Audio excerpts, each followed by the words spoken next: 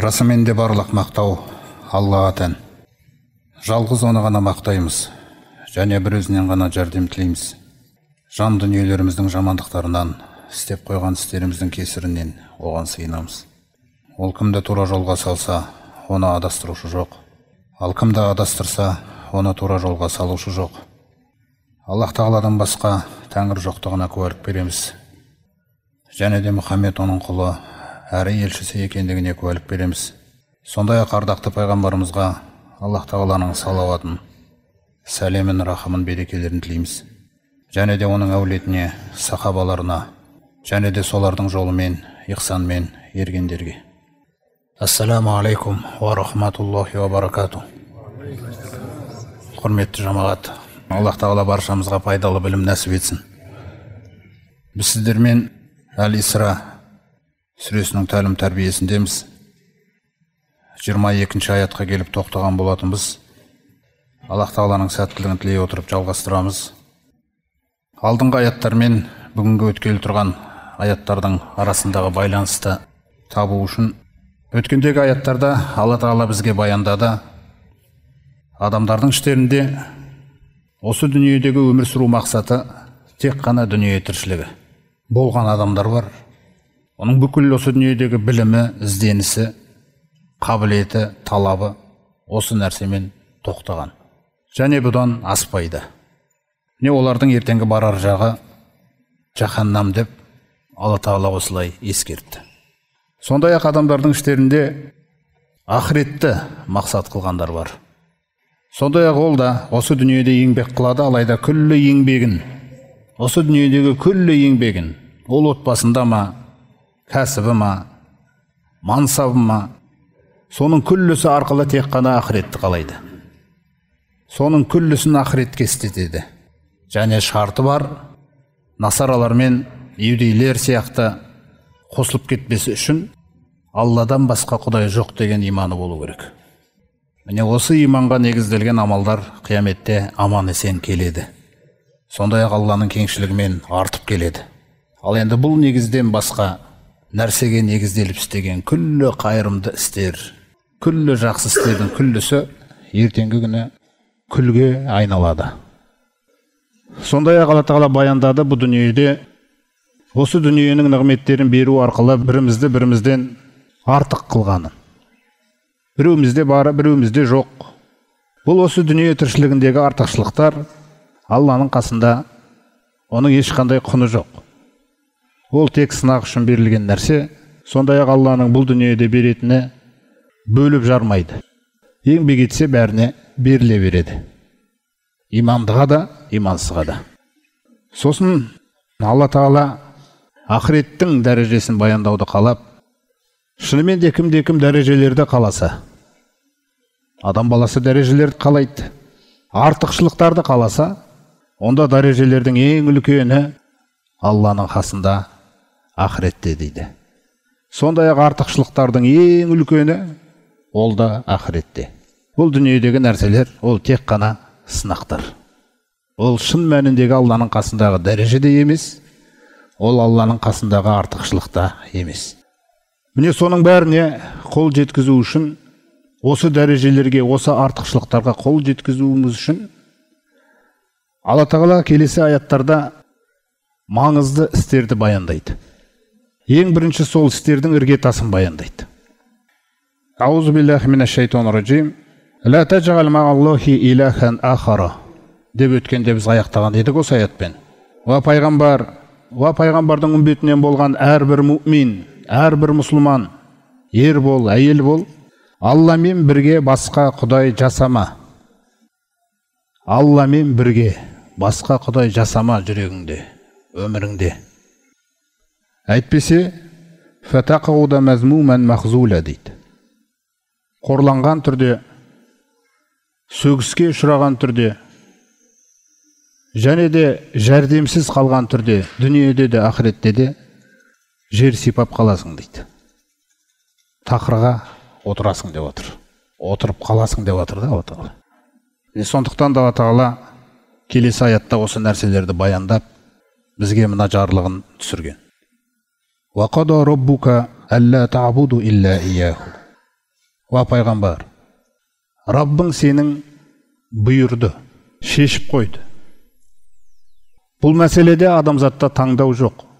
Ол қандай нәрсе? Одан басқаға құлшылық қылмауларыңды, одан өзгеге ғибадат қылмауларыңды. Міне бұл істің басы. Күллі адамзаттың дүниеге келудегі мақсат осы. Әз-Зарият сүресінде де соны айқын баяндағандай, وَمَا خَلَقْتُ الْجِنَّ وَالْإِنْسَ إِلَّا لِيَعْبُدُونِ. Жындарды да, адамзатты да өзіме ғибадат қылудан басқа мақсат үшін жаратпадым. Болды. Осы үшін жаралғанбыз. Әл-Ағраб сүресінде айтқандай, «Ләхул холқу вәл әмір». Әділеттіліктің қағидасын қараңыз. Жаратылыс оған тән. Күллі жаратылыс Алланыкі. Бұйрық та оған тән дейді. Кім жаратты сізді? Сол бұйырады. Әуелгі бұйрығы осы. Олай болса білімділерден болғымыз келсе, білім осыдан басталады. Ақиқатты танығың келсе, ақиқат осы. Ақиқаттың өзегі осы. Даналардан болғың келсе, даналықтың басы да осы. Алладан басқа Құдай жоқ. Өйткені даналық деген сөздің өзінің мағынасын сұрайтын болсаңыз, өзі не даналық деген? Арабша әл-хикма дейді Құранда. Не ол? Ол ақиқатқа дөп түсу. Ал ақиқат тек Алла. Міне сол ақиқатқа дөп түстің, даналықтың әуелгі баспалдығына кірдің. Одан кейін сіз іс істемей жүрмейсіз, сөз сөйлемей жүрмейсіз, кәсіппен айналыспай жүрмейсіз, үйленбей жүрмейсіз, мәміле жасамай жүрмейсіз дегендей. Міне соның күллісі сол ақиқаттың талабына сәйкес болу керек. Кімде-кім дана болғысы келсе, оның жолы тек осы. Міне сондықтан істің басы Алладан басқа Құдай жоқ деп біз куәлік жасағаннан кейін болды. Ол сіздің жүрегіңізде енді құлшылықпен байланысты мағыналар, сыйыну, төмендеу, езілу керек болса, ол да құрметтіс. Жалыну, жалбарыну, сұрау, иілу, сәждеге жығылу, беліңді бүгу. Міне бұның күллісі Алла тағалаға лайықты. Бұның барлығы сол әлемдердің Раббысына ғана жасалады. Ақиқат осы. Сондықтан да Алла тағаланың әуелгі бұйрығы, Раббың бұйырды уа пайғамбар, өзінен басқаға ғибадат қылмауларыңды дейді. Бұл өзгермейді болды. Бұны ешкім өзгерте алмайды. Осы нәрсе біздің барлығымыздың дүниеге келудегі мақсатымыз осы. Пайғамбарымыз саллаллаху алейхи ва саллям айтады, сал енді кез келгеніміз қанша өмір сүрсек те, күндердің бір күні ризығымыз бітеді, жан тапсыратын күн келеді. Ол жерде де ешкімде таңдау жоқ. Бірақ таңдау мұсылман болып өлу деген нәрсе, бұл сізге тапсырылған аманат. Құранда өзі бізге соны бірнеше жерде айтқандай, мұсылман болмайынша өлмеңдер. Өйткені мұсылман деген сөз, мүшрик деген сөздің кері қарағымы. Мүшрик Аллаға серік қосушы. Мұсылман Алланың өзін ғана Құдай тұтушы. Аллаға берілуші, Аллаға бойысынушы. Сондықтан да сол өлім сәтінде Алла тағаланың кез келген мүминге сыйлағалы тұрған сыйы бар. Ол үшін өмірдің соңына дейін осы қағиданы, осы негізде өмір сүру керекпіз. Өміріміздің соңына дейін. Сондықтан да Муаз ибн Жабалды Йеменге жіберіп жатқан кезінде пайғамбарымыздың айтқан өсиеттерінің әуелгісі: «Я Муаз, ей Муаз, ла тушрик биллахи шейан». Аллаға еш нәрсені серік қылма. Мына сөзге назар аударыңыз енді. «Ва ин кутилта ва хурриқта». Өлтірілсең де, өртелсең де дейді. Сені содан қайтару үшін өлтіргелі жатса да, сені сол негізден қайтару үшін өртегелі жатса да, еш нәрсені серік қоспа. Міне, бұл Алланың хақысы. Осы хақысы үшін жаралғансыз. Осы хақысы сұралады.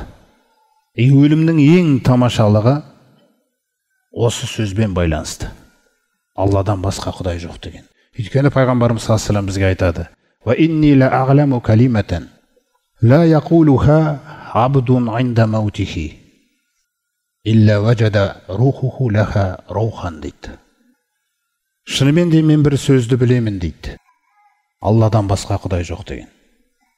Шынымен де мен бір сөзді білемін. Кім сол сөзді өлім сәтінде айта алса дейді, қараңыздар. Оны айтқызу Алланың кеңшілігі. Ол сөзді айтқызу бұл Алланың кеңшілігіндегі нәрсе. Сол сөзді айтқан әрбір құл дейді, өлім сәтінде міндетті түрде оның рухы дейді. Жан шығып атқан кезде рух деп аталады. Оның рухы сол жерде Алла тағаланың шексіз рахымы мен разылығын табады дейді, қараңыздар. Мына тәнге рух қалай керек болса дейді, өлім сәтінен бастап мәңгілікке дейін мына жаныңызға, рухқа рух деген нәрсе керек дейді ғұламалар.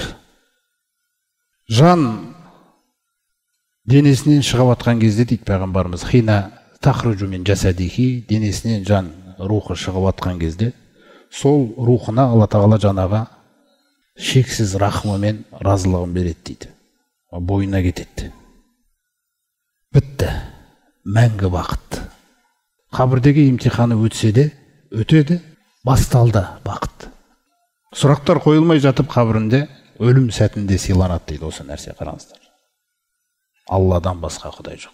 Қараңыз, кім осы сөзді құрметтесе, осының мағынасын білсе, осы сөзбен өмір сүрсе, осы сөзге қарай күллі нәрсесін реттесе, иманның сөзі ғой. Міне оның жаны, рухы денесінен шығып атқан кезде Алланың шексіз рахымы мен разылығын табады дейді, кәдімгідей. Сезілетін нәрсе рухқа ол. Афарраджаллаху анху курбатаху. Сондай-ақ оның сол күнге дейін қорыққан, мүминнің қорыққан өлім сәтіндегі қабірге қатысты, ақыретке қатысты қорқып жүрген ауыртпалығы, сол ауыртпалығын Алла тағала шеше салады дейді, кетіре салады дейді одан. Қараңыз, өлім сәтінде сол ауыртпалықты Алла тағала одан кетіре салады. Ва ашрақа лаунуху дейді. Оның жанның түр-түсі бізге белгісіз, Аллаға белгілі, ол жарқырайды дейді. Ва канат лаху нурун яумал қияма. Сондай-ақ осы сөзі, иман сөзі қиямет күні оған нұрға айналады дейді. Ол нұр басқа салиқалы амалдар беретін нұрлар жарысамайды ол нұрмен. Қараңыздар. Ва канат лаху нурун ли сухифатихи. Сондай-ақ қиямет күні оң қолымен алғалы тұрған кітабының нұры болады дейді ол. Кітабы жарқырайды. Алла тағаланың бұйырып жатқан нәрсесі осы. Өйткені мәселе істің басталуында емес, мәселе сол істе жан тапсыруында. Сол іске тұрақтап жан тапсыруда. Істің басталуында емес, аяғына дейін тұрып беру деді. Міне, сондықтан да пайғамбарымыз саллаллаху алейхи вассаламға меккелік мүшриктер келіп, осы сөзді жібіту үшін, осы сөздің маңыздылығын, салмағын әлсірету үшін оған неше түрлі ұсыныстар жасаған өздеріңіз білесіздер. Бір жыл сенікіне табынайық, бір жыл біздікіне табынайық деген ақылсыз ұсыныстар жасалған, мүсінге табынып жүргеннен кейін. Немесе келіп, дүниеден не қаласаң, соны берейік деген, әйелдерден кімді қаласаң, үйлендірейік деген. Керек болса сен осы сөзіңді қой, біз сен осы Меккенің патшасы қылайық. Соңғы сөзді сен шешетін бол. Қарас қаншалықты әрекеттер жасаған. Сонда пайғамбарымыз саллаллаху алейхи вассалам оларға не деді? Күнді оң қолыма қойып берсеңдер де. Оны істей алмайды оны ешкім. Айды сол қолыма қойып берсеңдер де, мен бұл істі тастамаймын дейді. Не Алла жетеді, жететін нәрсесіне дейді мен арқылы. Мені соған дейін пайдаланады. Не мен жете алмай өліп кетем дейді. Бірақ мен бұл негізден ешқашан өзгермеймін деген. Бақыт деген нәрсе осы да. Осы негіз сіздің өміріңізде, санаңызда өзінің орнына бекігеннен кейін, сондай-ақ бұл тек қана сөз емес, құрметті жамаат. Ла илаха иллалла деп айтасың, яғни шындықты мойындап, бірақ Алла тағаланың бұның маңыздылығын көрсетіп бізге айтып жатқан аяты Құранда пайғамбарымыздың атымен аталған сүрені өздеріңіз білесіздер, Мұхаммад сүресі. Сол сүреде сол аятты айтқан. Фағлам аннаху ла илаха иллаллах. біл, айтып қана қоймай, ақиқат екендігін мойындап қана қоймай, үйрен осы сөзді дейді. Үйрен білімін. Білімін үйрен. Біл, Алладан басқа Құдай жоқтығын дейді. Сосын күнәларыңа кешірім сұрай бер дейді. Бірінші біл. Өйткені сізді Раббыңыз жаратқаннан кейін, Раббыңыз өзіне құлшылық қылу үшін жаратқаннан кейін, өмірдегі ең танитын, әуелгі, ең маңызды біліміңіз осы. Алладан басқа Құдай жоқ деген сөз. Осы сіздің ұраныңыз. Осы ұранмен жан тапсырылады ертең. Осы нәрсе сұралады ертең. Қабірде де осы нәрсе үшін ғана сот болады қияметте. Қияметтің күллі соты ең бірінші осы мәселеге байланысты сұрастырылады. Кімде-кім осы сұрақта сүрінетін болса қияметте, оның сол күнге дейін жасап келген күллі жақсылықтары күлге айналады. Қандай жақсы істер болса да ол. Неге? Өйткені сені жасаған Раббың сенің өміріңде орын алмады. Өзіңіз ойлаңыз. Алла Тағала өзінің хақысынан кейін адам баласына ата-ананың хақысын, ата-ананың мәртебесін түсіндіріп беруді қалады. Мына жерде өзінің хақысына байланысты бір ғана сөйлем айтса, ата-ананың хақысына байланысты бірнеше сөйлемдер айтты. Алланың хақысынан кейін екінші орында тұрған нәрсе ол ата-анаңыз. Яғни қандай мағынада? Алла Тағала сізді жаратты, оның хақысы, орны бөлек. Сондай-ақ сізді жаратар кезінде Алла Тағала сізді анаңыздың құрсағынан шығаруды қалады. Сөйтіп оған сондай ана деген үлкен құқық берді, мәртебе берді да. Яғни дүниеге әкелген анам деп сөйлейтіндей. Мені дүниеге әкелген анам осы деп таныстыратындай біреуге. Сондай мәртебе берді.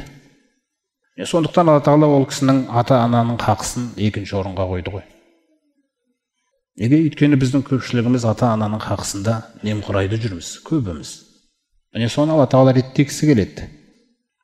Және бұл ақыретте сұралатын нәрсе.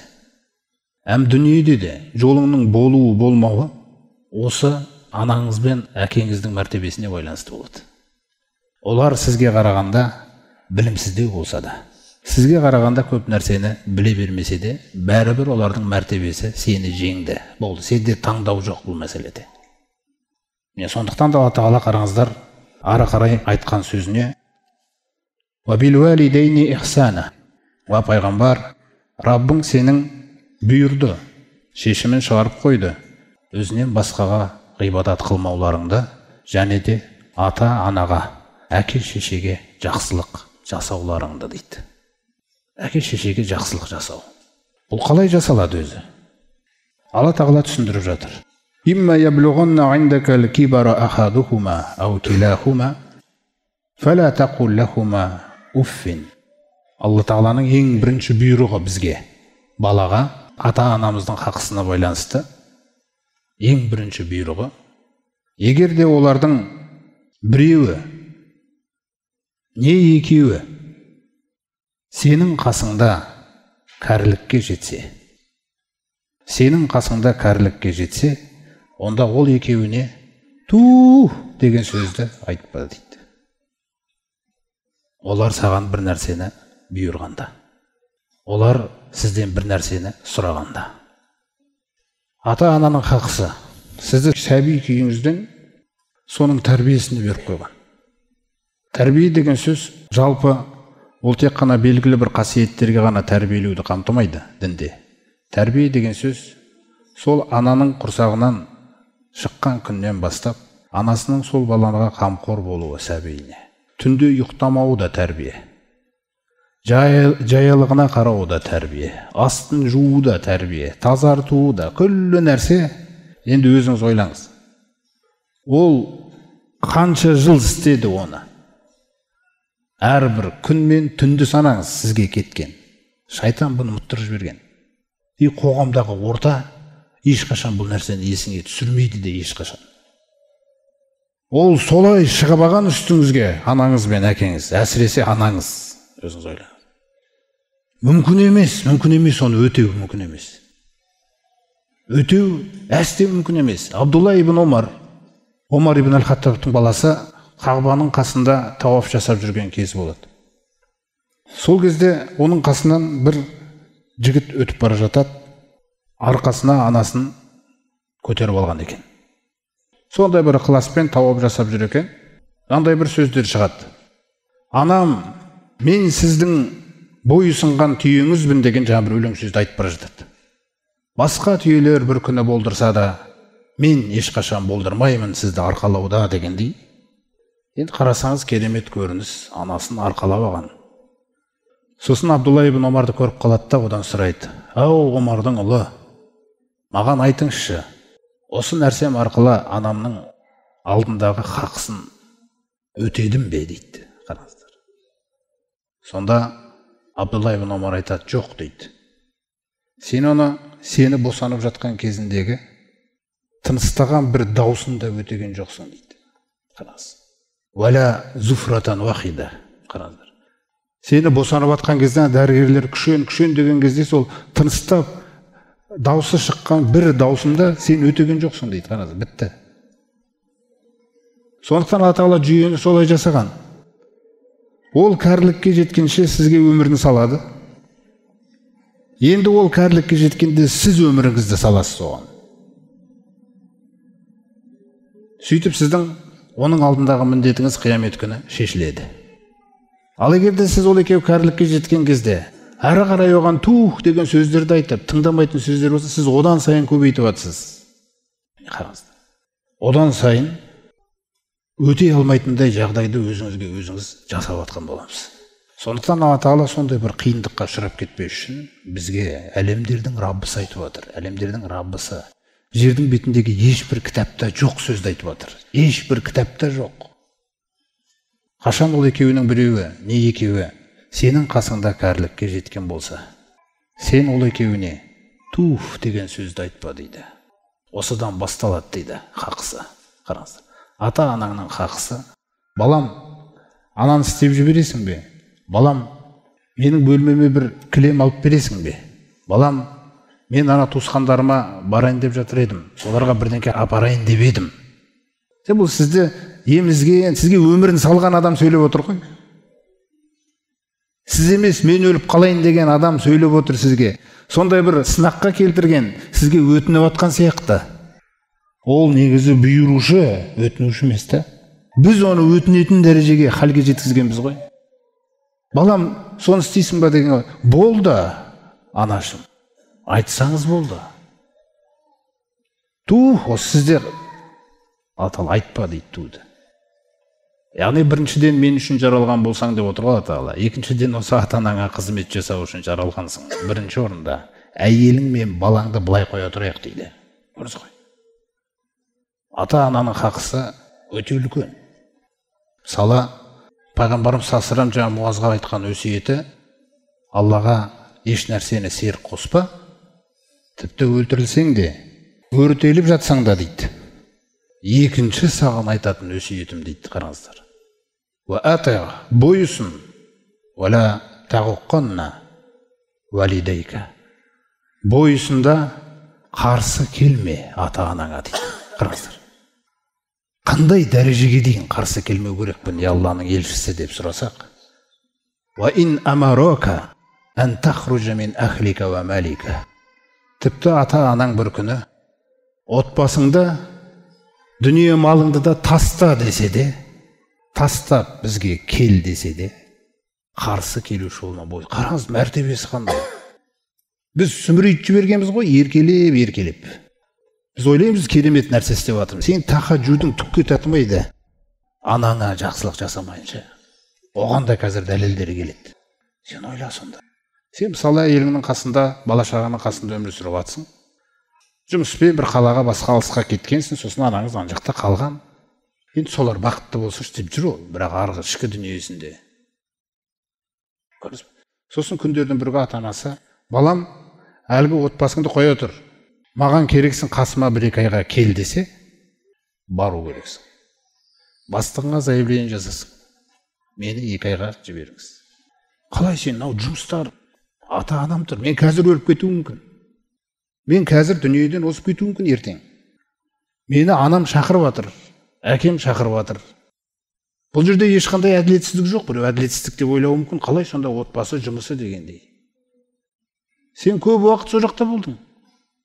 Енді кішкене ана жақта бола тұр. Көрдіңіз ба? Отбасыңмен бірге өмір сүріп жаттың да, анда-санда бір анаңа барып тұрдың. Анда-санда бір анаңа барып тұрдың.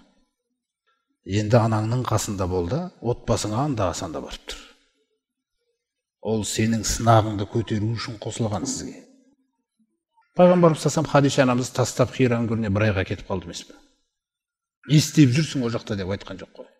Бұл пайғамбар болмай тұрған кезінде. Сондықтан бұл өмірді Алла басқарады, біз емес, біздің көңіл қалауларымыз емес, жағдайлар басқарады, Алла тағаланың ұйымдастыратын оқиғалары басқарады. Сол Алла тағала сол оқиғаларды ұйымдастырған кезде түсіндім, Раббым деген мұсылман құл керек. Сондай дәрежеге дейін олардың хақысы. Андағы кәсібіңді білмеймін, менің қасыма кел, мен қасыма болу керексің бір-екі ай. Сол екеуі арқылы жасады ғой сізді.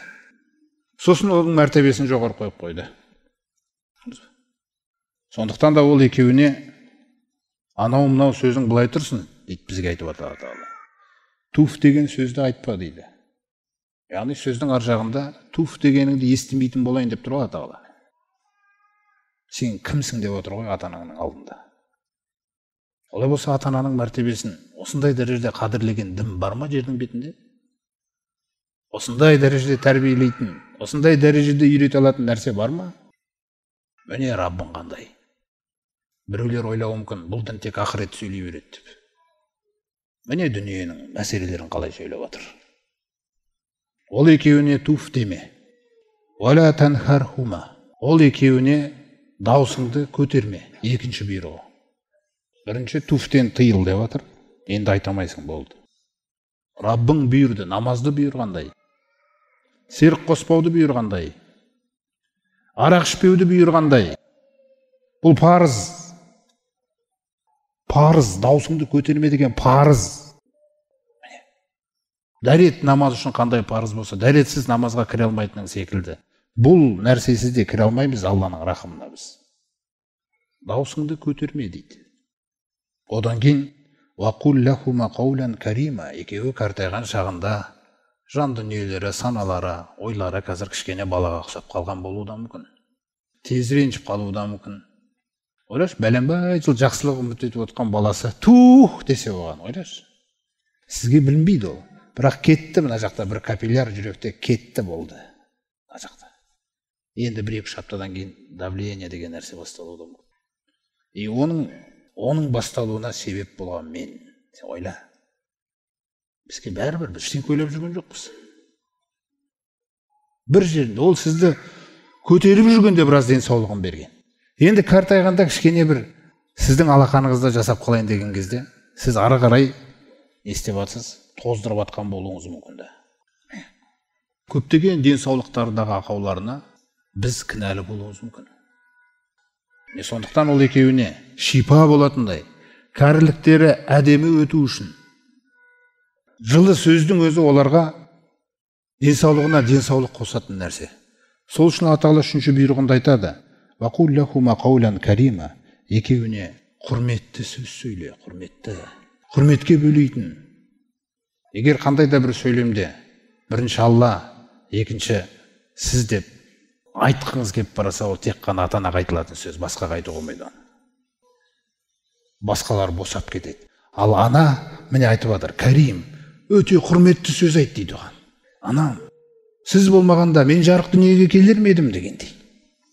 Сіз болмағанда мына қазір мендегі бар нәрселерге жетер ме едім дегендей нәрсені да. Бұл құрметті сөз. Өйткені Алла тағала сол арқылы жеткізген сізді. Жеткен нәрсеңіздің күллісіне сол кісі арқылы жеткізген да. Ата-анаңызға. Сондықтан екеуіне құрметті сөз сөйле дейді. Әйел адамда күйеуінің қасында күйеуінде қателік кетіп баратса, туф деп айтып қалса, тереу барып анаңнан кешірім сұра деп тұру керек әйелі. Бұзып алма аранды. Тез, мен ұйықтай алмаймын бүгін. Егер сіз барып қазір анаңызға туфыңызды емдемесеңіз, мен ұйықтай алмаймын деген әйел керек. Не үшін анау үндінің, жаңағы қазір түріктердің неше түрлі жаңағы анау телесериалдар не үшін тоқтамай көрсетеді? ылғи осы отбасы, ылғи осындай жынды мінездерді үйретеді бәрі. Отбасын қалай бұзу керек, біреуді қалай ашу керек, арасын бұзу керек деген нәрселер. Қаншама адамдар сол жақтан үлгі алып жатыр негізі, көрген кезде сіңіп жатыр дегендей. Тек қана мына дін ең сапалы нәрсені үйрететін бізге. Сондықтан анаңыз сізден енді тек қана көркем, құрметті сөздерді ғана есту керек. Анашым дегендей нәрсе. Өзіңіз білесіз ғой, сіз кішкентай кезіңізде ауырған кезде қасыңызда ұйықтамай дәріңізді беріп, білесіз ғой, денеңізге май жағып, қойдың құйрығын жағып, енді соны аяқ ауырған кезде, бас ауырған кезде, соған шамам неге жетпей қалды оны істеуге? Менің жұмысым көп еді. Сол жұмысынан шық дегенде жаңағындай бір жұмысыңды тастап кетіп қал деген сөзді емес. Сол жұмысыңды қоя тұрайын мен қазір. Қазір жұмысқа бару керек едім. Аяғым ауырып тұрған сияқты балам десе, болды. Пробкада қаласың ғой бәрібір. Анаң үшін қалып қойғанда тұрған қандай жамандық бар? Сондықтан да сол анаңның аяғын өзің уқалап, басын өзің уқалап, жаңағы жылы суын апарып, сөйтіп жүріп, содан кейін үйленген кезде әйелің сол сенің сол қызметіңді көргеннен кейін мен істейін, былай тұрыңыз деуге істейді ол, істейді оны. Сізді жақсы көргеннен кейін. Ал өзіңіз істемеген нәрсені барып істесейші деп үйретем десеңіз, ол қайда қаншама тәрбие керек болуы мүмкін оған. Алла жүрегіне рахымдылық сап қойған жар болмаса. Осымен жеткілікті ма дейтін болсақ, Алла Тағала айтады: "Уахфид лахума жанаха зулли минар рахма." Алла мен елшісі өзіңізге рахымды болуды үйреткеннен кейін, мейірімділікті үйреткеннен кейін, сол мейірімділіктен туындайтын төменділік қанатыңды жай дейді екеуіне. Қараңыз, ата-анаңа төменділік қанатын жай. Бәлкім күресте сіз мықтысыз, бәлкім денеңіз үлкен, бәлкім мансабыңыз үлкен, бәлкім ел құрметтейтін шығар дегендей нәрсе қояды. Бірақ ата-ананың қасында төмендеп қанатыңды жай дейді. Не бұйырасыз деп тұр дейді. Не істейін, не бұйырасыз?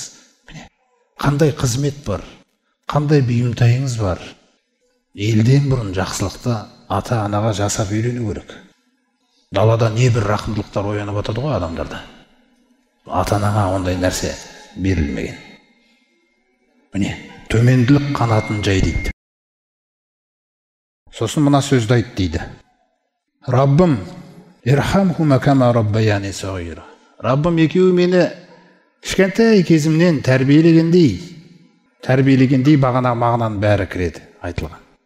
Қамқор болғаны, ұйықтамағаны, емізгені, тамақ бергені, өзі жемесе де сізге бергені, ауырған кезіңізде емдегені, жаялығыңыз, жуып шу, күллі нәрсе.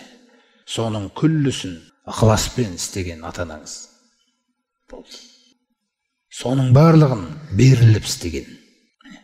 Кейін сізді сынау үшін соны қайтаруға ұмтыласыз ба, ұмтылмайсыз ба? Дұғаны қараңыз. Раббым екеуін рахымыңа бөлей көр.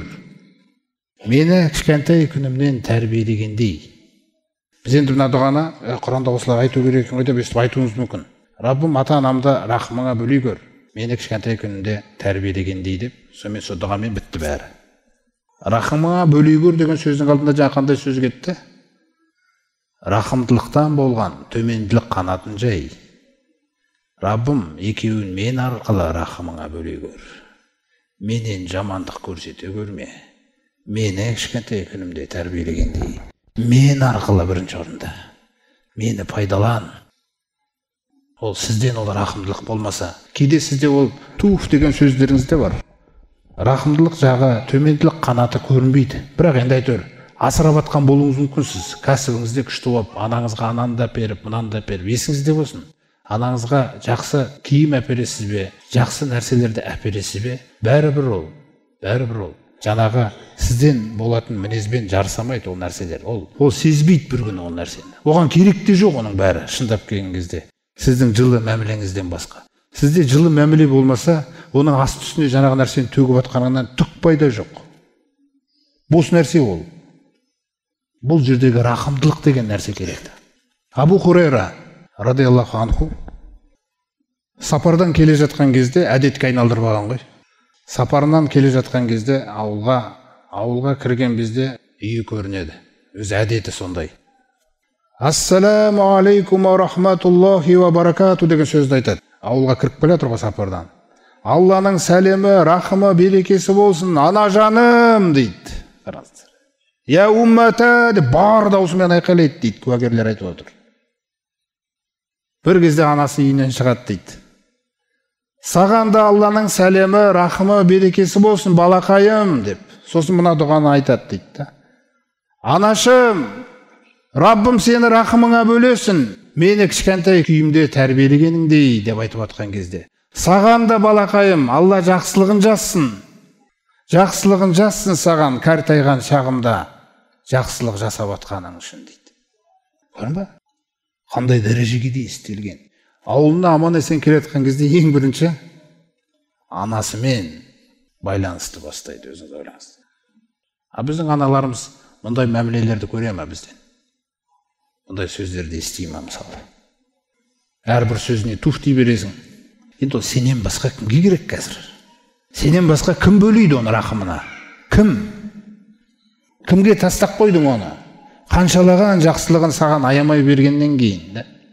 Сол үшін пайғамбарымыз саллаллаху осы нәрсені түсіну үшін бізге мынандай қағиданы қойып тастады. Ридоллахи фи ридол валидейни ва сахатуллахи фи сахатил валидейни дейді. Алланың разылығы ата-ананың разылығында дейді. Ата-анаң разы ма, Алла сенен разы. Ата-анаң разы болмаса, Алла сенен разы емес болды. Бір-бірімізге Алла разы болсын деп қанша айтсақ та. Біз алдай бермейік. Біз өзімізді алдамайық. Сондай-ақ Алланың наразылығы ата-ананың наразылығында дейді. Ата-анаң наразы болды ма? Болды. Алла наразы. Сонда тахаджуд мүше менің, нәпіл оразалар мүше сүннет бойынша істеп отырған. Болды. Ол сүннет. Парызды реттеп ал. Сосын сүннетті көбейт. Алла сені сүйеді, пайғамбарымыз солай айтқан. Хадисул Қудсиде сол нәрсені айтып отыр. Алла Тағала айтады.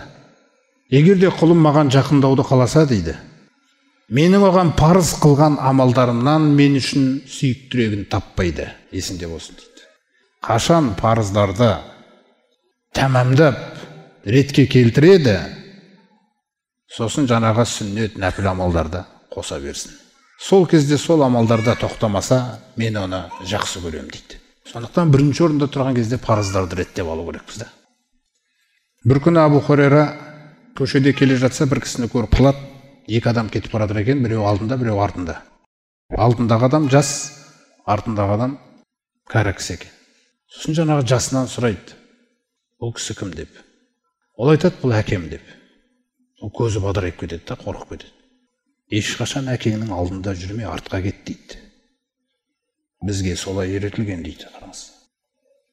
Артынан келген артынан ер. Содан кейін келдің, сол артында жүр дейді. Сондай-ақ есіңде болсын дейді.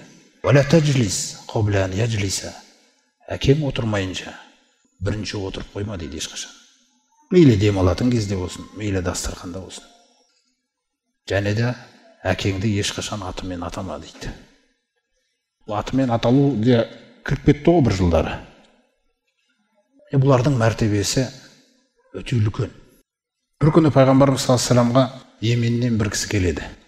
Жан жақтағы елдердегі мұсылмандар исламды қабылдап атқаннан кейін көп жастар Алла елшісіне қарай хижрат жасайды. Сөйтіп Йеменнен бір жігіт хижрат жасап пайғамбарымыз саллаллаху алейхи вассаламға қарай келеді. Сонда пайғамбарымыз саллаллаху алейхи вассалам, Алла Тағала енді оған білім берген ғой, адамдарды тани білу, қай жағынан сөйлесу керек, кімнің қайсы шалыс болып отыр, қай жағын жөндеу керек дегендей нәрселер. Алла Тағала оған сондай даналық, парасаттылық берген. Сонда пайғамбарымыз саллаллаху алейхи вассалам айтады, Йеменде жақын туыстарыңнан біреу қалды ма дейді. Сонда ол айтады, Йеменде ата-анам қалды дейді. Йеменде тек ата-анам қалды дейді. Пайғамбарымыз түсініп тұр, ата-анасынан басқа ешкім жоқ. Ата-анасының өмірі қараған бала кеп тұр. Ол да Алланың разылығына жеткісі кеп тұр. Алланың елшісінің қасында болғысы кеп тұр. Соның бұйрықтарын орындағысы кеп тұр. Сонда пайғамбарымыз саллаллаху алейхи вассалам одан сұрайды. Сен осында келген кезде ата-анаңнан рұқсат сұрап келдің бе дейді. Сұрақ осылай. Сосын айтады, мен рұқсат сұрамадым, я Алланың елшісі дейді. Онда Йеменге ата-анаңа барып қайта қой дейді. Сөйтіп рұқсат сұра. Рұқсат сұра. Бағыттама. Кейде адам қаламай тұрған жауабын беру үшін бағыттау деген нәрсе болады. бағыттап сенің қалағаныңды айтады. Өзіңдікін айтқызып қайтып өтетін жағдай болады да адам. Сонда айтады, сен екеуінен рұқсат сұра дейді. Егер де екеуі саған рұқсат берсе, онда кел де менің қасымда бол. Алланың жаңағы жорықтарына шыққым келеді деген мақсатыңды орындай қой дейді. Егер де ата-анаң рұқсат бермесе, сол ата-анаңның қасында жақсылық жасаумен бол дейді, бітті. Өйткені ол парыз. Бір парыздан бір парыз тоқтатты. Көрдіңіз бе, дін деген қандай? Ата-ананың рұқсаты. Өйткені ол екеуінің күні сол балаға қараған. Соқтан бала үшін ата-анасының қасында жақсылық жасап, қызмет жасау дегеннен артық нәрсе жоқ. Неге артық нәрсе жоқ дейміз? Өйткені Абдулла ибн Омар айтып отыр. Бір күні мен пайғамбарымыз саллаллаху алейхи қасында болдым. Аллах елшісіне қарай бір кісі келді де, көңілі түсіп тұр екен. Алланың елшісі, мен өте үлкен күнә жасап қойдым деді. Енді маған тәуба бар ма? Сонда пайғамбарымыз саллаллаху алейхи сұрайды одан. Анаң тірі ме дейді. Анам қайтыс болып кеткен, Алланың елшісі дейді. Ары қарай іздейді пайғамбарымыз. Анаңның әпкесі немесе сіңілісі бар ма дейді. Қараңыз қандай нәрсе. Бар дейді, нағашы тәтем бар дейді. Онда сол нағашы тәтеңе бар да, қызметіңді, жақсылығыңды жаса дейді. Одан басқа амалың жоқ дейді. Үлкен күнәнің кешірілуі үшін де адам анасы қасындағы нәрсе ғой, мысалы тірі болса, анасына жақсылық жасауыңыз арқылы күнәнің кешіріліп кететіндігіне үміт етіп тұр ғой пайғамбарымыз саллаллаху алейхи, үміт сүйіп тұр. Кейін Абдулла ибн Омар да пайғамбарымыз өмірден озып кеткеннен кейін тура сондай бір кісі келіп Абдулла ибн Омардан да солай сұраған. Сол кезде ол да анаң бар ма дейді, анам бар дейді. Олай болса анаңа бойұсынуға барып, сол жақта қызметіңді, жақсылығыңды жаса дейді. Онда қасындағы адам сұрайды, Абдулла ибн Омар, анасын не үшін айттыңыз дегендей нәрсені? Өйткені одан басқа күнәсін жуалатын құқық таппадым дейді, амал таппадым дейді. Ол пайғамбарымыз саллаллаху алейхи көрсеткен нәрсесі, сол үшін мен де соны өсиет етіп отырмын дейді. Бір жігіт келеді пайғамбарымыз саллаллаху алейхи, Аллах тағаланың елшісі, мен Алла тағаланың дидарын, ақырет жұртын қалаған түрде, басқа мақсатым жоқ. Сізге міне келіп қасыңызға хижрат пен жихадқа қол тапсыруға келдім дейді. Пайғамбарымыз көптеген адамдардың қолын қабылдап жатыр. Серт, байғат. Сонда пайғамбарымыз саллаллаху алейхи айтады оған, ата-анаңның біреуі тірі ме деп сұрайды. Ол кісі айтады, Алланың елшісі, екеуі де тірі дейді. Бірақ білесіз бе, мен екеуін осы жаққа келе жатқан кезде олар көнбеді. Бізді кімге тастап барасың деп айтты. Сөйтіп мен екеуінің жылағанына қарамастай жылатып кетіп қалдым дейді. Фатарактухума ябкияни, мәтінде солай тұр. Екеуін жылатып кетіп қалдым, міне қазір сіздің алдыңызға келдім дейді. Сонда пайғамбарымыз саллаллаху алейхи оған айтады, сен шынымен де жаңағы көздеген сауаптарды қалайсың ба? Иә, сол сауаптарды мен қалаймын. Олай болса ата-анаңның қасына бар да, орал. Сол екеуіне бойұсынуда, жақсылық жасауда жихад қыл дейді. Хадистің сахих мәтіні. Сөйтіп оларды қалай жылатып кеткен болсаң, енді барып солай күлдір дейді. Және екеуіне осы дүниеде жақсы серік бол дейді. Тастап кетпе дегені. Не үшін бұл жерде жихад пен ата-ананың арасында таңдау беріп отыр пайғамбарымыз сахабаларға? Себебі Абдулла ибн Масуд пайғамбарымыз саллаллаху алейхи сұраған кезінде, Алланың елшісі, айюл амали ахабу илаллах, қай амал Аллаға ең сүйіктірек деп сұралған. Сол кезде пайғамбарымыз саллаллаху алейхи айтқан, ас-салату аля уақтиха, өз уақытында оқылған намаз. Бұл Алламен байланыс. Ең үлкен амал қиямет күні ең бірінші орында сұралатын болғандықтан пайғамбарымыз осы нәрседен бастап отыр. Сумма айю деп сұрадым дейді Абдулла ибн Масуд. Сосын қайсысы деген кезде биррул валидейни деді. Ата-анаға игілік жасау, жақсылық жасау.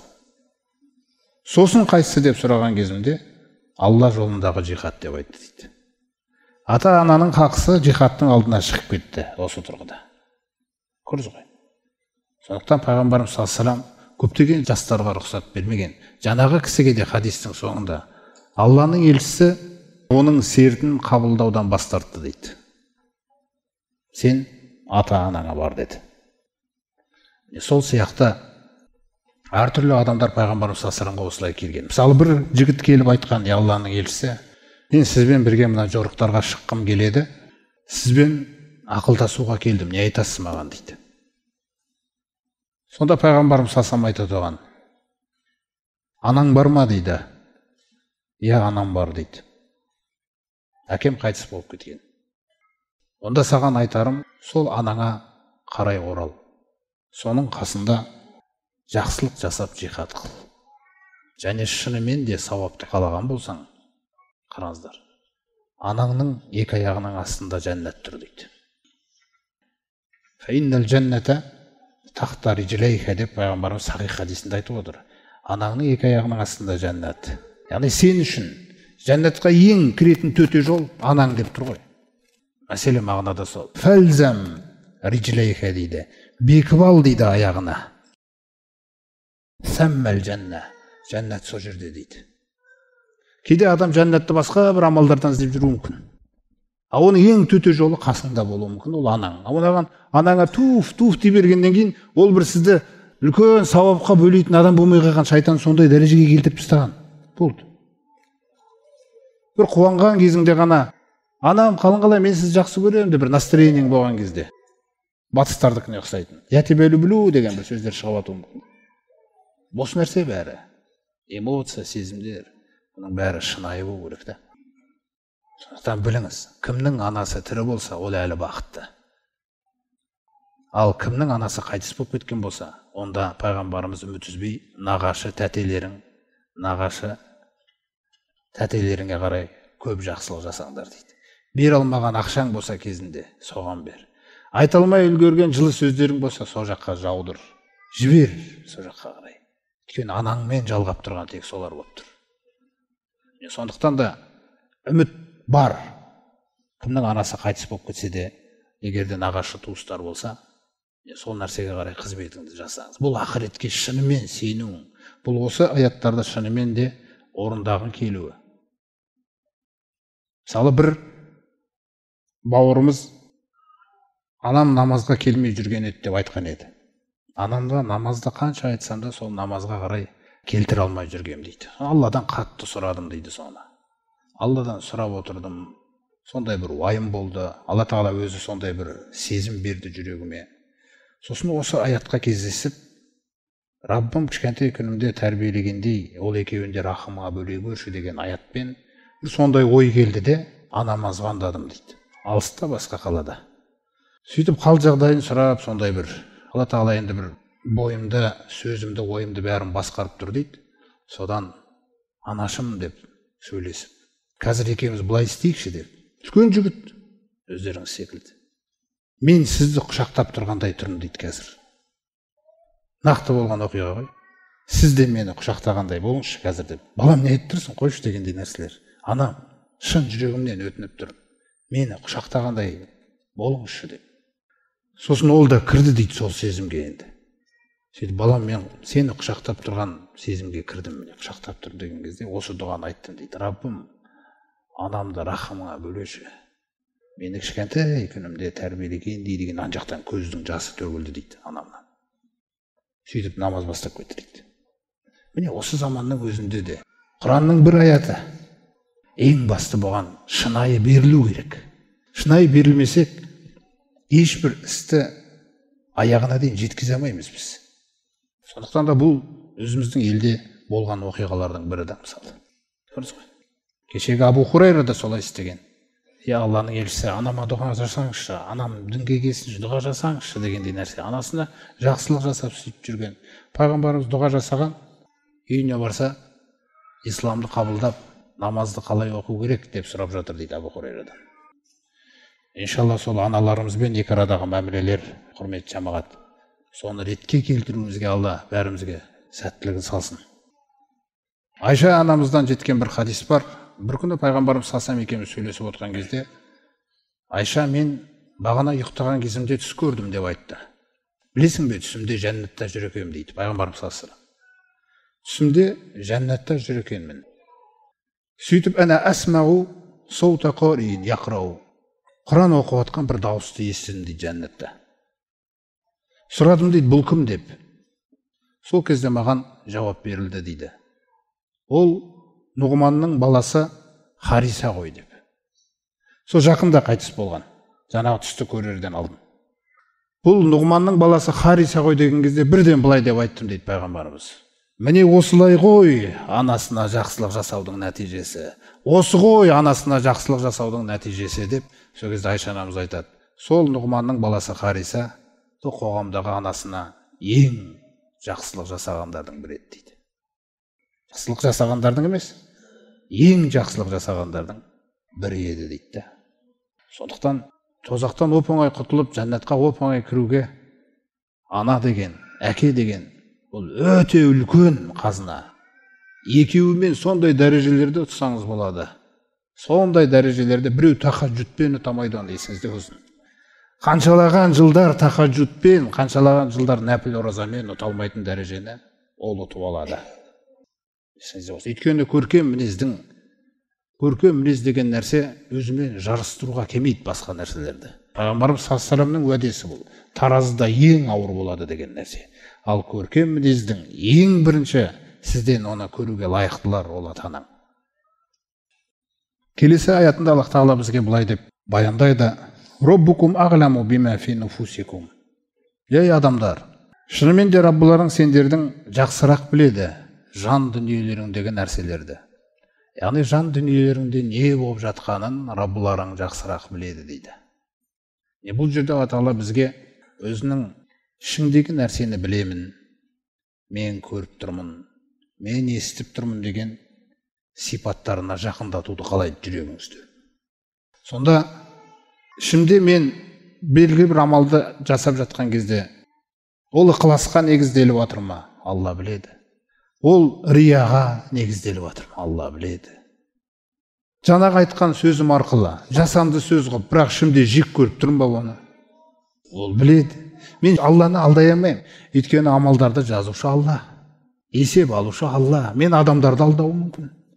Бірақ Алла мына сөзінде не айтып жатыр? Мені ешкім алдай алмайды дейді. Мен жан дүниелерінде не болып жатқанын білемін дейді. Жақсылық қалап тұрсың ба біреуге? Жамандық қалап тұрсың ба? Күнәні ойлап тұрсың ба? Жоқ, жақсы істі ойлап тұрсың ба? Мен бәрін білем деп отыр. Әне бұл аят арқылы менен ешқайда кете алмайсың дейді сен. Қалай мен сені жердің бетіне қондырдым, жердің бетіне ешқайда кете алмайсың. Өмірің аяқталған күні сол жердің ішіне қайтарыласың. Сол жерден қайтадан шығарыласың. Амалдарыңнан жасаған сөздеріңнен қашып кете алмайсың. Ол сенімен бірге келеді. Өткенде алдыңғы аяттарда айтылды ғой. Әрбір адамға өзінің құсын амалын бекітіп қоямыз деп. Қашамайсың ол нәрседен. Мен толық білем дейді сені. Немесе Нәжім сүресінде айтқандай, ля тузакку анфусакум. Өздеріңді ақтамаңдар. Алла жақсырақ біледі кімнің шынымен де қорқып жүргенін. Ақтамаңдар. Алла Тағала шындықты жақсы көреді. Мысалы жаңағыдай анаңыз бір нәрсені айтты, балам, мені осындай бір жерге апарып қайтасың ба деген кезде де, енді анам ғой, әйтеуір мені түсінеді ғой дедім да, өтірік айта салдым басқа бірдеңе. Жоспарларым бар еді деп бір нәрсе құрастыра салдым да. Мен білем ғой дейді Алла Тағала. Көршің келіп бірдеңе сұрады. Жоқ дедім да. Бірақ бар ол. Мен білем ғой дейді. Не істеп жатсың дейді сен. Бағанағы негізге қайтады ғой. Сенің құдайың кім өзі? Алла ма? Кім? Кіммен ойнап жатсың сен? Сондықтан жаңағы шынайылық деген нәрсе, бұл Алладан басқа құдай жоқ деген нәрсе, бұл шындықпен байланысқан нәрсе. Сенің ішіңдегін толық білем дейді мен. Сөйлеуден бұрын осыны ойлан дейді. Сөйлемей тұрып осыны біліп ал деп отыр ғой. Ішіңде қандай күнәні жасағың кеп тұрғанын да білем дейді. Сондықтан келесі сөзінде айтады: интакуну солихина. Егер де салиқалылардан болсаңдар. Салиқалыққа қарай ұмтылдырып жатыр да бізді. Жаңағы жан дүниеме қарасам, мен сондай салиқалы емеспін. Жаңағы кісіге өтірік айта салдым. Мына кісіге жаңағындай айта салдым. Өзім бір күнәні ойлап тұрмын. Бірақ Алла Тағала құлатуды қаламайды мен құлдарын. Көтеруді қалайды да келесі сөзіне қараңызшы. Егер салиқалылардан болсаңдар дейді. Көтеруді қалап отыр. Егер сондай жақсылардан болсаңдар, салиқалылардан болсаңдар, Алланың қасында Құраны мен сүннетіне сәйкес жүретін адамдардан болсаңдар, фәиннаху кана лил ауабина ғафура. Онда ол Алла әрбір күнә мен қателіктен кейін қайта Раббысына қайырыла беретін құлдарға өте кешірімді дейді. Сөйтіп салиқалы болудың жолын көрсетіп жатыр бізге. Егер салиқалылардан болсаңдар деді. Яғни негізі астарында салиқалылардан болғыларың келсе. Егер салиқалылардан болғыларың келсе, әрбір қателікті бірден мойында маған орал дейді. Мысалы, бұл кісіге жаңағындай өтірік айтқым келді да, немесе айтып қоюым да мүмкін. Сосын ана жаққа барып, астағфиралла, не істеп жатырмын мен, Раббым, кешір мені, Раббым. Қайтып жатырмын күнәдан. Осындай халсіз ешқашан салиқалы болмайсыңдар деп тұр ғой бізге. Қайта бер дейді. Мойында сенде қателік көп. Мен қашан мына нәрсені түсінемін, мен сол кезде көремін, менде қателіктің теңіздей екендігін. Мен өз қателіктерімді де кәдімгі бір мінезім сияқты да көріп жүрмін. Мінезді өзгермейді ғой, қайтайын енді, осылай туғанмын мен. Сөйтіп шайтан әдемілеп қойған көп нәрселерді. Мысалы, жаңағы анамызға туф деп қалдым. Мына жаққа барымда, астағфиралла, не істедім мен, Раббым, не істедім мен, сәждеге жығылып. Осындай нәрсе ол. Бөлмеде сәждеге жығылып, Раббым, кешір мені, Раббым, кешір. Содан ана жүрек езіліп, одан кейін барып жаңағы анамды құшақтап, анам, жаңа қалай дедіңіз, ана не жаққа барам дедіңіз ба? Болды, ертең келеді дейміз. Жұмысың бар емес балам, жұмыс қайда қашады дейсіз. Тез түзеу керек, тез. Өйткені қазір мен кетіп қалуым мүмкін. Не ол кетіп қалуы мүмкін. Бұл өлгеннен кейін жылағып, өкіріп жылаған көз жасың кімге керек? Одан кейін жайған дастархандарың неше түрлі кімге керек? Нені жөндейін деп жүрсің? Кетіп қалды ғой. Сондықтан әрбір қателік, көршің бір келіп бірдеңкені сұрады, жоқ деп қалдың ба?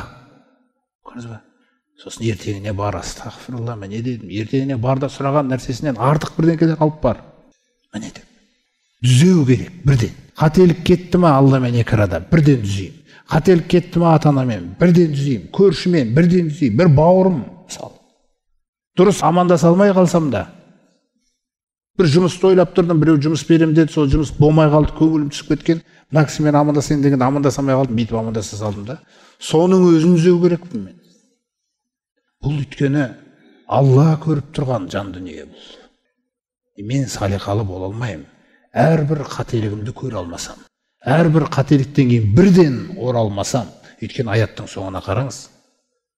Әр қателігінен кейін қайта Аллаға қайырыла беретін, орала беретіндерге Алла өте кешірімді ғой дейді. Өте кешірімді деген есімін сыйлады сізге. Кешірілмейтін қателігің жоқ. Егер де қайта қайырыла беретін болсақ, әуаб деген нәрсені көрдіңіз бе? Алла тағалаға қарай орала беру, бұған жететін мәртебе жоқ, құрметті жамағат. Өйткені біз қателесуге бейім жаралғанбыз. Пайғамбарымыз саллаллаху алейхи айтқандай, Ібліс өзінің жоспарын Алла тағалаға айтып атқан кезде сол сөздердің ішінде мынандай сөзді айтқан екен. Мен оларды, адам балаларын, адамның ұрпағын күнәларға итермелеуді ешқашан доғармаймын деген. Ешқашан тоқтамаймын күнәға итермелеуден. Сонда Алла тағала мынандай сөзді айтқан екен. Мен доғармаймын оларды кешіре беруден, егер кешірім сұраса дейді. Қандай керемет нәрсе да, ойлашы. Қателігің теңіздің көбігіндей болса да кешіруге дайын Раббың бар да. Олай болса тек бір-ақ нәрсе, қайта беру керек күнәдан кейін. Раббым, кешірші мені, кешірші. Біреуге бір ауыр мінез көрсетіп қалдың ба? Тіпті үйдегі баланың өзіне.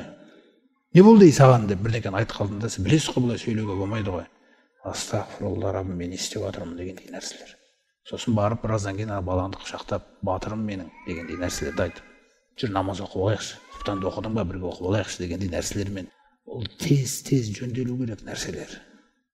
Міне осындай нәрсе болса, Алла тағала бізді кешіруге дайын, құрметті жамағат. Абырой бедел деген осы. Құдайдың алдында езілу керек кезіңде езілуің, ертең кеш болады. Жалынатын кезде жалынуың, қателігіңе кешірім сұрауға ешқашан ерінбеуің. Біз кішкентаймыз өте. Алла ұлы, біз ұсақпыз.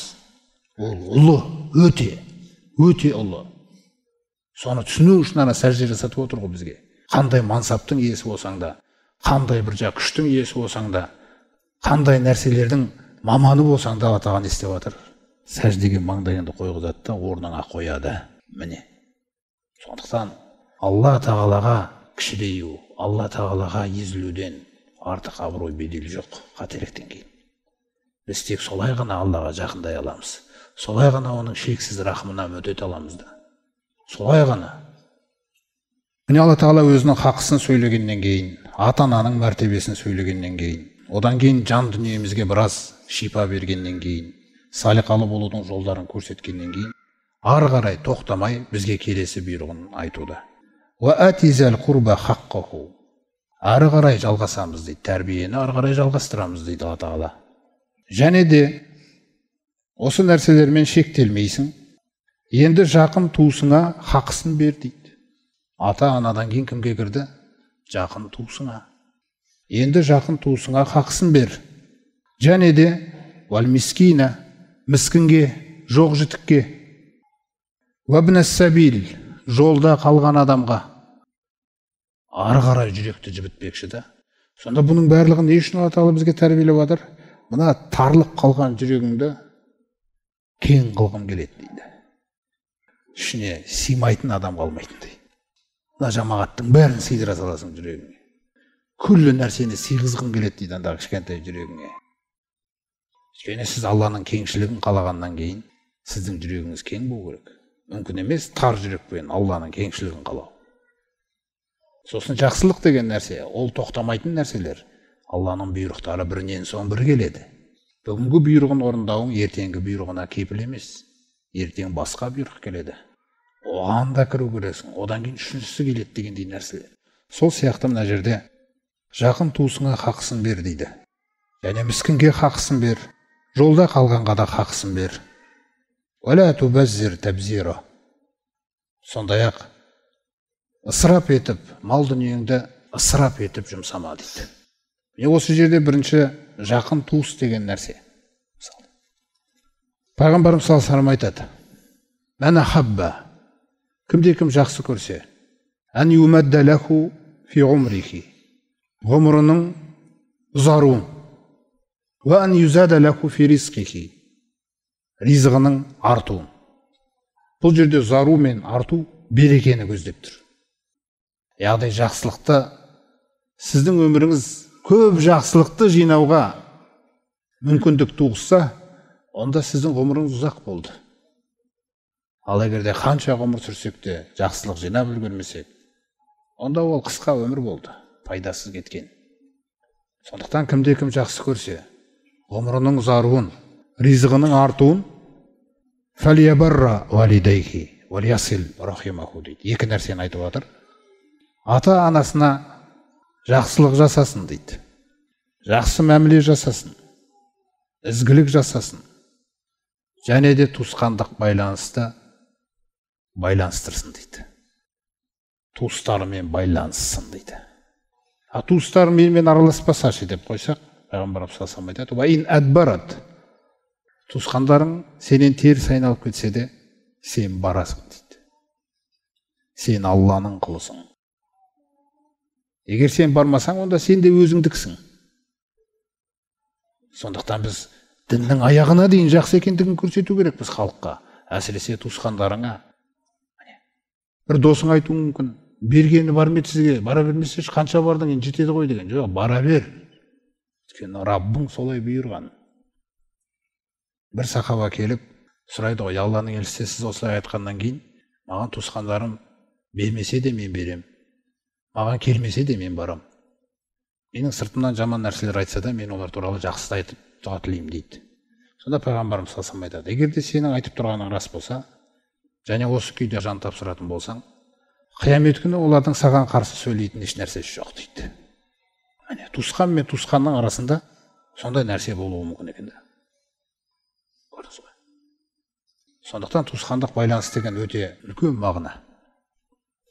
Мысалы бір хадисінде Пайғамбарымыз саллаллаху алейхи ва саллям мынандай нәрсені айтады: "Таалламу ансабакум", шежірелеріңді үйреніңдер. Қараңыздар. Шежірелеріңді үйреніңдер. Біз айтуымыз мүмкін: "Я, мен шежірелерімді үйренем, мен жеті атамды білем. Жеті атасын білмеген тексіз деген мағынада, мысалы. Пайғамбарымыз салсам айтады, шежірелеріңді үйреніңдер. Мә тасилуна бихи архамакум. Туысқандарыңмен байланысу үшін дейді. Шежіреңді жақсы білсең, туысқандарыңмен байланыспасаң, ол білім неге керек? Сондықтан шежірені біл. Не үшін? Туысқандарыңмен байланысу үшін. Қай жерге дейін шежірең байланады екен, соған дейін жет дейді. Көрдіңіз бе? Өйткені Абдулла ибн Аббас бір күні отырған кезінде қасына бір кісі келеді. Сөйтіп Абдулла ибн Аббасқа шежіресін айта бастайды. Я Абдулла ибн Аббас, мен шежірем, бұл шежірені айтып отқан себебім, көрдіңіз бе? Мына жерде сіздің атаңыз Абдулла ибн Аббасқа айтып отыр. Мен сізге жақын туыс болмасам да, мен сізге алыс туыспын дейді. Екеуміз мына атада бірігіп отырмыз дейді. Абдулла ибн Аббас қуанып кетеді сол кезде. Пайғамбарымыз осы үшін айтқан екен ғой дейді. Ихфазу ансабакум, шежірелеріңді сақтаңдар, біліңдер. Туысқандарыңмен байланысу үшін дейді. Менің мына жерден шығаратын сабағым дейді. Пайғамбарымыз салсам былай деп айтқан дейді, қараңыздар. Жақын туыстар бар дейді. Жақын туыс, туған ағасы, інісі, бауыры дегендей нәрселер мысалы. Жақын туыстар бір-бірімен байланысын үзсе дейді, қараңыздар. Жақын туыстар бір-бірімен байланысын үзіп тастаса, онда ол жақын туыс дегенде қандай құн бар дейді. Бітті ғой дейді ол.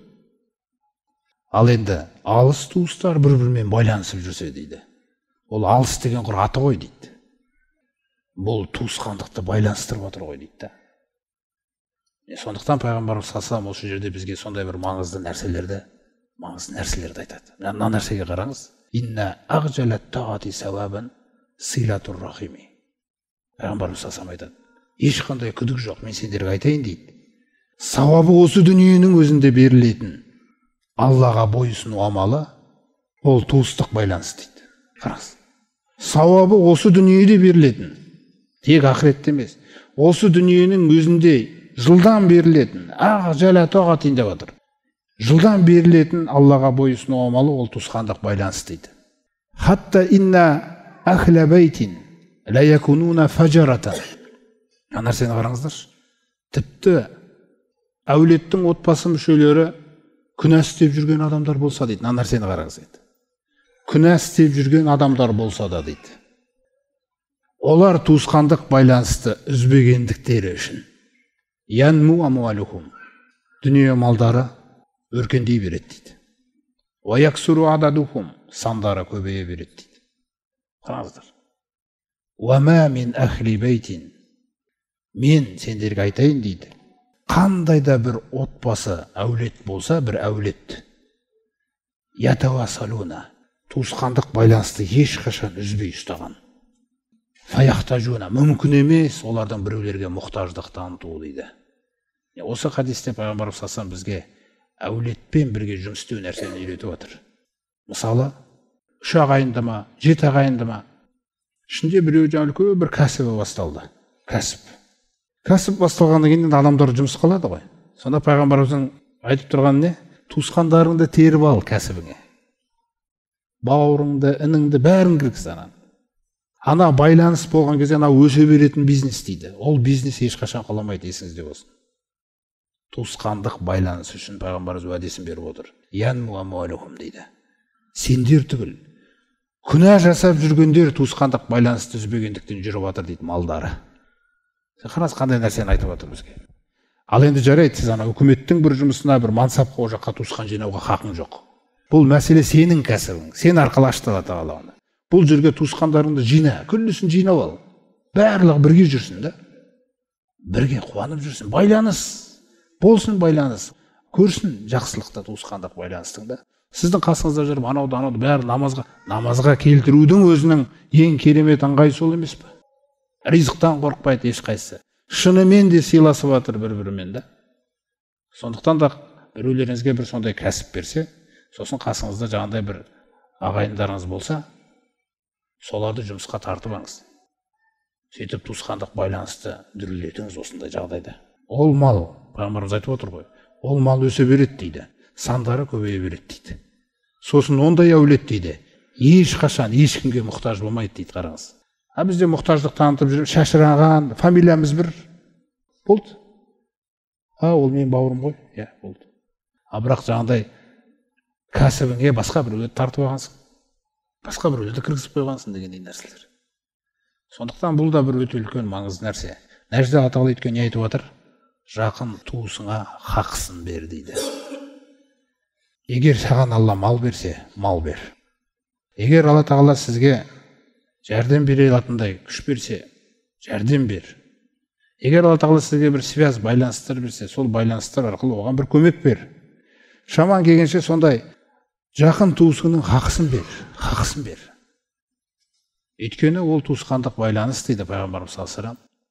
Ол туысқандық байланыс атиятун яумал қиямати ли сахибиха.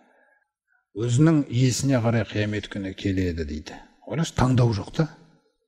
Мысалы, мен тұрмын, сіз тұрсыз, туысқандық байланыс қасымызға келеді. Болды, пайғамбарымыз саллаллаху алейхи ва саллям айтып отыр. Не үшін келеді ол? Сөйлейді дейді. Раббым, мен куәмін, бұл байланысты, туысқандық байланысты үзбеген. Қараңыз, сөйлейді. Раббым, мен куәмін, бұл туысқандық байланысты үзген. Сол кезде бұл сөз не үшін айтылады деген кезде Алла Тағала уәде беріп қойған о баста. Егер кім сенімен байланысса, мен онымен ары қарай байланысамын. Егер кім сені үзсе, мен онымен үземін. Разысың ба деген туысқандық байланысқа? Разымын деген. Бұл туысқандық байланыстың өзі ертеңгі Сират көпірінің бір күршегі. Басқа нәрсе аман болса тартып алып кетеді тозақтың ішіне. Бұл нәрселер ойыншық емес, құрметті жамағат. Мысалы, сіздің бір бауырыңыз бар, жаңағы араласпайсыз, туған бауырыңыз бар дейік мысалы. Оның аты мысалы Ғабит, немесе ананың аты Серік. Серік екен, ол жай Ғабит, ол жай Серік емес ол. Бәлкім ода сенде жоқ дүние жоқ шығар, сенде жоқ білім жоқ шығар, сенде жоқ байланыстар жоқ шығар. Бірақ ол жай сәбит емес ол. Ол қиямет күні желкеңден ұстайтын сәбит. Ол қиямет күні желкеңден ұстайтын Ғабит. Сіз оған жай деп қарамаңыз оны қазір. Шайтан оны жай қып тастаған. Ата-анамыздың өзін жай қып тастаған ғой бізге. Тух деп жүре бересің бе? Білсең, сол ата-ананың дұғасымен ғана аман жүрген шығарсың. Көрдіңіз ғой. Өйткені екі бауырды пайғамбарымыз саллаллаху алейхи ва саллям кездестіріп қалып, сосын біреу айтады, я Алланың елшісі, көбінесе жұмысты мен істеймін дейді. Сосын бауырым жұмыс істеп жатқаннан кейін жаңа кейде бір ақша сұрап қалады дейді. Енді туысқан болғаннан кейін сұрайды ғой. Сонда айтады, сол неге сұрайды, соған сұрамай-ақ қой деп айтсам бола ма дейді. Сонда айтады, қайдан білесің, сол бауырының дұғасымен жүріп жатқан шығар саудаң дейді. Ол жұмыссыз жүрген біреу емес. Сондай бір жаңағы қиналып, ауырып жүрген біреу болуы мүмкін, денсаулығы сондай келмей жатқан болуы мүмкін мысалы деген. Сонда пайғамбарымыз оған нені түсіндіріп жатыр? Сол бауырың арқылы жүріп жатқан шығар дейді шаруаң. Түсіндіңіз ғой? Сондықтан сіз де біліңіз. Не ата-анаңыз үшін, ата-анаңызды себеп қойған Алла Тағала бір саудаңыздың жүріп жатқанына. Не бір жаңағындай ағайын туысқандарыңыз бар. Немесе жаңа қасыңыздағы тіпті әйеліңіздің өзін себеп қыла салуы мүмкін Алла Тағала саудаңыздың жүріп жатқанына. Өйткені Ниса сүресінде сондай аят бар. Әйеліңізді белгілі бір қылықтары үшін жек көріп қалған болсаңдар, фәин карихтумухунна, егер оларды жақтырмай қалған болсаңдар, онда біліңдер, фағаса антакраху шайян, бәлкім сендер бір нәрсені жақтырмай тұрған шығарсыңдар. Уаяжғалуллаху фихи хайран касира. Алайда Алла Тағала көп хайырды сол адам арқылы жасап қойған дейді саған. Сен ұнатпай тұрған. Түсіндіңіз ғой? Сіз жақсы болғаннан кейін болып отқан жоқ. Саудаң да, өмірің де, сәттіліктер де сіз жақсы болғандықтан емес. Ол шайтан солай сізге көрсетіп қойған. Есіңізде болсын. Ол Алла Тағаланың жаңағындай жағдайлармен ұйымдастырып қойған нәрсесі. Бағана даналық дедік қой, соны таба аласың ба деп. Раббым, мен түсіндім. Раббым, болды, мен түсіндім дегендей нәрселер. Сондықтан ата-ананың хақысы, туысқандық байланыс деген нәрселер, бұл өте бірінші орында тұрған нәрселер. Сіз Аллаға және ақыретке, елшісіне иман келтіргеннен кейін, бұл нәрселерді біз түгендеп алу керекпіз. Осы нәрселерді түгендегеннен кейін Құдай қаласа көресіз, қаншалаған жақсылықтарға қарай жолдың ашылатын. Әлі нәпілдерді теріп үлгермейтін күш қуат беруі мүмкін сізге, иманның қуатын. Бізде көбінесе қолдан келмей жатқан нәрсе, біз кейбір жаңағындай парыздарға немқұрайлылық танытып қойғанбызда, жаңағы сүннеттермен түгелін ұтып жатырмыз деп ойлаймыз да. парыздарды реттеп болу керек бірінші. Одан кейін қалғанын күллісін өзі аша салады сізге Алла Тағала. Көресіз иншалла. Бірінші орында ата-ана, өйткені пайғамбарымыз саллаллаху алейхи вассалам хадисімен аяқтайық. Кімде кімнің қасында ата-анасының біріне екеуі тірі болып, сөйтіп күллі өмірін сүріп, сол ата-анасы себепті жәннатқа кіре алмаған адамның беті топыраққа былғансын, қор болсын дейді. Қасыңызда жүрген адам арқылы жәннатқа кіре алмаған болсаңыз деген нәрсені айтып отыр. Сондықтан әке шешелеріңізді қатты құрметтеңіздер. Өйткені олардың иншалла бір жылы сөзіңіз есіңізде болсын. Ол анау апталап алып жатқан системасынан да артық. Ол система бере алмайды оған көңіл күйді. Сіздің бір жылы құшағыңыз, жылы сөзіңіз болып, аяғын уқалап отқан жағдайыңыз, бұған жететін сән жоқ бұл дүниеде. Ата-анамен арада. Иншалла Тағала осы жақсылықтардың бәрін баршамызға нәсіп етсін.